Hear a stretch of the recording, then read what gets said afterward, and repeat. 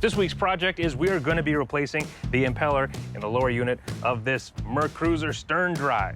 Now, admittedly, this is not a project that the majority of us will take on ourselves, instead opting to leave it to our local service department at the marina or a mechanic. However, there are times where you might have to do it yourself. You've trailered your boat away on vacation, the local mechanic there can't look at it for a few days, or there is no local mechanic nearby. Impeller is something you should have as part of your emergency supply kit, along with some extra wires and plugs, all that fun stuff. Now, in concept though, it's fairly straightforward. We're gonna remove the lower unit, take out the old impeller, put a new one in. There's just a few bolts. However, it's heavy, it's awkward, it has to be out of the water.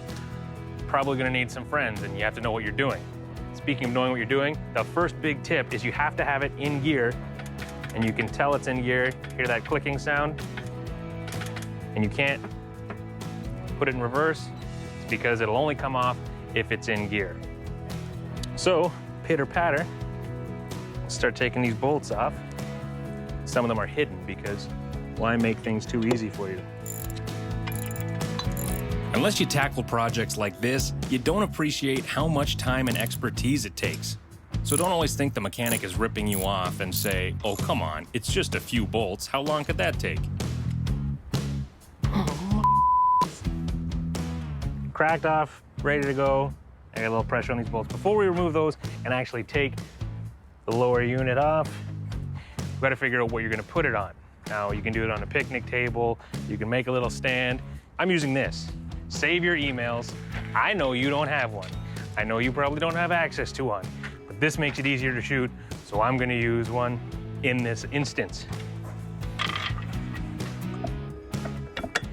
See what I mean about awkward?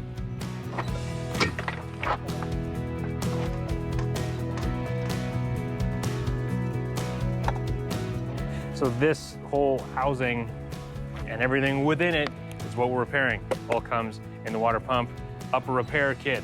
Obviously, Quicksilver and Mercury parts. In here, we have the impeller itself, flexible rubber little starfish dealie.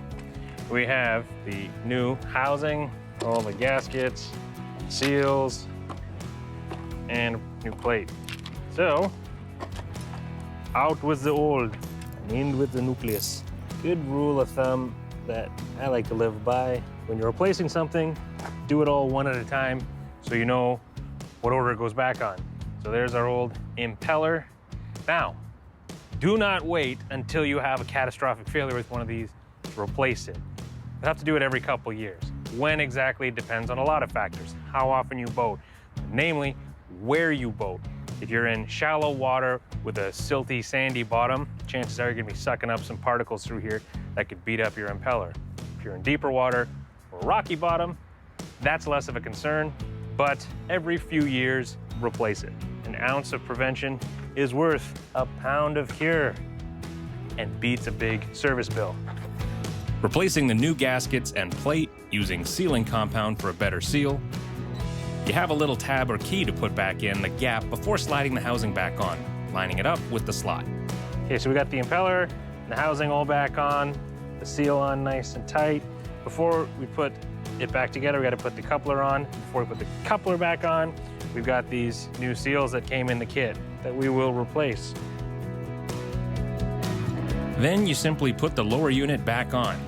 Simply being entirely relative. This part sucks.